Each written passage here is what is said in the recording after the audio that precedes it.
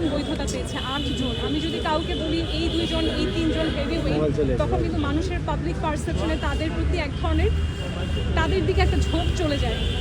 সেটাতে নিরপেক্ষ নির্বাচন হওয়া সম্ভব না। আপনাকে মানুষকে মানুষ হিসেবে, জনপ্রতিনিধি হিসেবে সে কেমন এটা বিচার করার সুযোগ দিতে হবে। আপনারা মিডিয়ার যারা কাউকে যখন আপনারা বলবেন ওই ব্যক্তি জনপ্রিয়, ওই ব্যক্তি হেভি ওয়েট, পাবলিক পারসেপশনে কিন্তু তাকে না চিনেই তার সম্পর্কে একটা আইডিয়া হয়ে যাবে। তাই এই কারণে আমি হেভি ওয়েট শব্দটা ব্যবহার করতে নিষেধ করি। আমি মনে করি যে 8 জন বৈধ প্রার্থী আছে, সবাইকেই মানুষ সমানভাবে জানুক, সবাই যার যার প্রচারণা শুরু করুক। যখন নিয়ম বলবে যে আপনারা প্রচারণা শুরু করতে পারবেন, তারা শুরু করুক এবং পাবলিক বেছে নেবে যে সবচেয়ে আদর্শ রাজনীতিবিদ, আদর্শ জনপ্রতিনিধি কে হবে, এবং তার সাথে হেভি ওয়েট হওয়ার কোনো সম্পর্ক নেই। আসলে আমার জন্ম বেড়ে ওঠা আমি বলেছি, তো এখানে একটা বিশাল জনগোষ্ঠী রয়েছে যারা আমার বান্ধবীর বাবা মা, যারা হচ্ছে আমার নেইবার, প্রতিবেশী, এবং আমার দলের যে নেতাকর্মীরা আছে, আমার দলীয় অফিস আছে, সেটাও এই ঢাকা 8 আসনের মধ্যে। এবং প্রত্যেকটা মানুষ, আমি সেই বারবার নিরাপত্তার কথা বলছি, আমাদের নিরাপত্তা বাহিনীরও যত মানুষ আমার সাথে কথা বলেছে, সবাই আমাকে এতখানি সাপোর্ট করছে। আমার মনে হয় আমি যতটুকু এক্সপেক্ট করেছি তার থেকে আমি আরও অনেক বেশি সাপোর্ট পাচ্ছি আলহামদুলিল্লাহ। দেখুন, ভালো হোক খারাপ হোক, আমাদের রাজনৈতিক ইতিহাসের বড় 2টা স্থানে 2 জন নারী ছিলেন, এবং আরও অনেক নারী আমরা দেখেছি ইতিহাসে যারা আমাদের কালজয়ী, যাদেরকে বলে ইউনিভার্সাল, যারা দেশের সীমা অতিক্রম করে ভূমিকা রেখেছে। তাই আমি মনে করি যে বাংলাদেশের মানুষ, আজান দিচ্ছে, বাংলাদেশের মানুষ শুধুমাত্র নারী না, বাংলাদেশের মানুষ হিসাবে আমাদের রক্তেই আসলে একটা বিপ্লবী ব্যাপার আছে। সেটা নারী পুরুষের কোনো ভিন্নতা নেই। হয়তো কিছু সামাজিক, সাংস্কৃতিক, ধর্মীয় বাধা নারীরা একটু বেশি ফেস করে পুরুষের থেকে, কিন্তু পুরুষও কিন্তু কম বাধা ফেস করে না। আমার মনে হয় যে যারা এই সাংবাদিকতার পেশায় আছে বা রাজনীতির পেশায় আছে, তারা পুরুষ হিসেবেও এই বোঝাটা পরিবার থেকে ফেস করে যে কেন তুমি আরও অর্থনৈতিকভাবে সমৃদ্ধ কাজে গেলে না, কেন জীবনের ঝুঁকি নিয়ে কাজ করছো। তো নারী পুরুষের আসলে ভিন্ন ভিন্ন অনেক রকম বাধা থাকে। আমার ক্ষেত্রে আমি খেয়াল করেছি ঢাকা 8 আসনে আমি হয়তো নারী প্রার্থী একজন, আর কাউকে আমি দেখিনি বা এখনও চিনি না কেউ আছেন কিনা।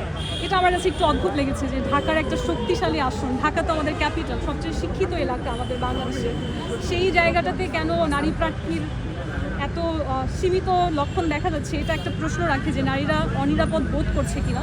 হয়তো এখন এই ইন্টারিমের সময়ে যেহেতু আমাদের যে ফোর্সগুলো রয়েছে ন্যাশনাল নিরাপত্তা দেওয়ার, তারা কিছুটা অক্ষম, হয়তো সেই কারণে নারীরা সাময়িকভাবে নিরাপত্তাহীনতায় ভুগছে।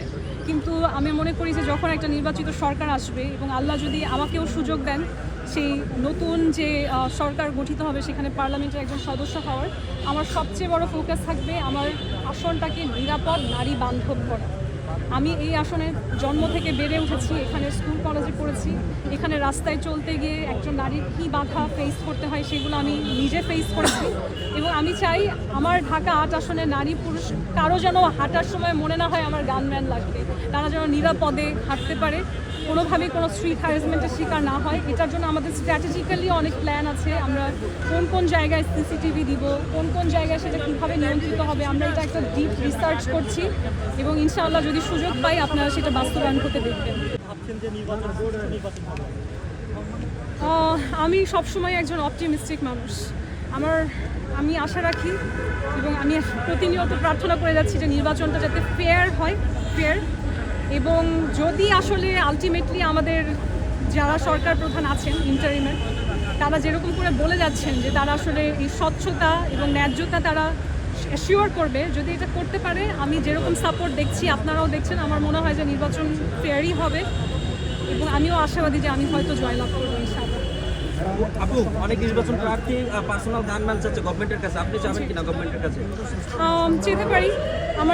আমি অনেকবার মিডিয়াকে শেয়ার করেছি যে আমার গানম্যান রাখার অভিজ্ঞতা আগে থেকেই আছে প্রাইভেট এজেন্সির মাধ্যমে। তো শুধুমাত্র নির্বাচনের জন্য না, নারী হিসেবে এই ভাই যেরকম বললো চলতে গিয়ে, যেহেতু আমি আগে থেকে এমন একটা জায়গায় ছিলাম যে সেখানে বিভিন্ন দেশের মানুষ, কূটনৈতিক মহল এবং বিভিন্ন শ্রেণীর মানুষ ছিল, তখনও আমার নিরাপত্তার জন্য মনে হয়েছে যে একজন গানম্যান বডিগার্ড সাথে থাকলে আমি বেশি নিরাপদ বোধ করি। তো এটা আমার জন্য নতুন না, তবে সরকারি হিসেবে যেহেতু এখন একটা সুযোগ আছে সেই সুযোগটা আমি হয়তো নেব।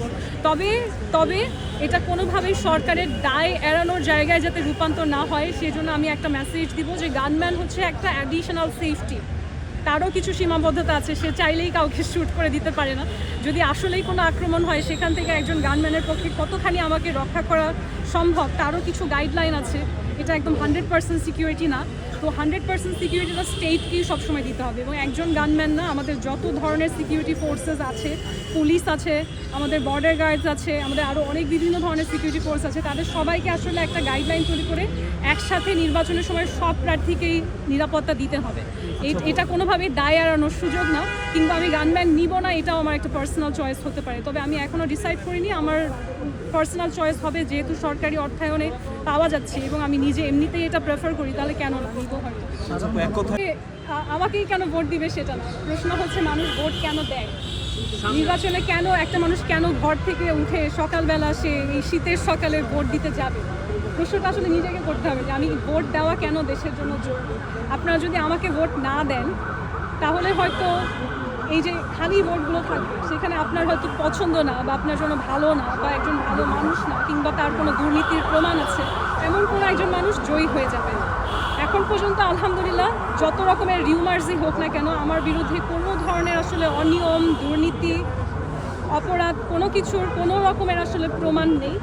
তো সেই দিক থেকে আমি আলহামদুলিল্লাহ দাবি করতেই পারি যে আমি একজন স্বচ্ছ মানুষ, এবং যেহেতু সাহস করে এই আসনে একজন নারী এগিয়ে এসেছি এবং আমার একটা দৃঢ় সময়ের কাজের এভিডেন্স আছে। অনেক মানুষ বলে যে আমি ক্ষমতায় আসার পর দেশ বদলাবো, আমার একটা দীর্ঘ সময়ের অলমোস্ট 15 বছরের অ্যাক্টিভিজমের এভিডেন্স, ভিজুয়াল এভিডেন্স আছে যে আমি সারা বিশ্বে বাংলাদেশকে উজ্জ্বল করার জন্য কী পরিমাণের কূটনৈতিক কাজ করেছি। এগুলো যখন প্রচারণার সময় মানুষের সামনে আসবে তখন তারা বুঝে নিবে যে জনপ্রতিনিধি হিসেবে মেঘনা আলমকে আসলে চুজ করাতে হবে।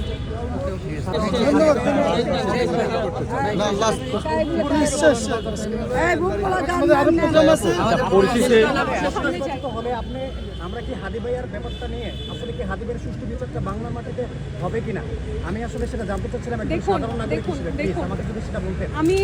আমি নিজে মনে করি এই যে আমরা আন্দোলন করি, হ্যাঁ, দাবি করতে থাকি সবসময় যে আমি ন্যায় চাই, এই জিনিসগুলো আমি চাই না সারা জীবন থাকুক।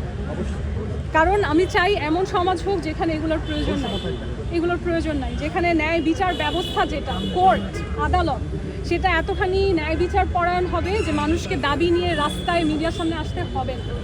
তো আমি আশা করি 12 তারিখে রেজাল্ট দিবে ইলেকশনের, আমি আশা করি যে যারা অলরেডি ক্ষমতায় আছে তারা যে ডিটারমিনেশন শেয়ার করেছে যে আমরা তার সুষ্ঠু বিচার ব্যবস্থা নিশ্চিত করব, তারা সেটা করবে। যদি তারা সেটা করতে ফেইল করে তাদের অক্ষমতার জন্য, তাদের ইনকম্পিটেন্সির জন্য, তাদের লিমিটেশনের জন্য, তাহলে আমি যদি জনপ্রতিনিধি হই আমি সেই বিচার প্রক্রিয়াটা নিশ্চিত করার লড়াইটা সামনে এগিয়ে নিয়ে যাব, এতটুকু আমি বলতে পারি।